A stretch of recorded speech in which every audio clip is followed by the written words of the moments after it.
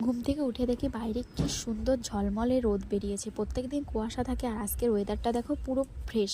সবাইকে জানাই সুপ্রভাত। আজকে অনেক দিন পরে মিনি ব্লগ করলাম, আশা করি তোমাদের ভালো লাগবে। এরপরে আমি রান্নাঘরে চলে এসেছি, এসে দেখি মার সব রান্না হয়ে গেছে, শুধু চচ্চড়িটা রান্না করছে। এটা পালং শাকের চচ্চড়ি। ধরো কী কী রান্না হয়েছে বলি। ভাত, আর এখানে হয়েছে রুই মাছের তরকারি, দেখো কালারটা কেমন লাগছে অবশ্যই জানিও।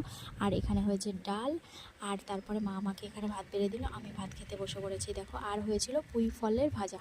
দেখো সমস্ত কিছু দিয়ে ভাত খেলাম। তারপরে দুপুরবেলা বানিয়েছিলাম কেক, যেটার ফুল ভিডিও আমার চ্যানেলে দিয়ে দিয়েছি, বড় ভিডিও, তোমরা গিয়ে প্লিজ একটু দেখে নিও। এরপরে সন্ধ্যার দিকে বানিয়েছিলাম ফুচকা। দেখো ফুচকা ফুচকা তারপরে আলু মাখা, তেঁতুল জল সবটাই করেছিলাম। তারপরে দেখো আমরা এনজয় করে ফুচকা খাচ্ছি। আর তোমরা এরকম মিনি ব্লগ দেখতে হলে প্লিজ চ্যানেলটিকে সাবস্ক্রাইব করো, আর কমেন্ট করে আমাকে একটু জানিও যে তোমরা কী ধরনের ভিডিও দেখতে চাও। তোমরা সবাই ভালো থেকো, সুস্থ থেকো, আর আমরা সবাই ফুচকা খেতে থাকি। টাটা।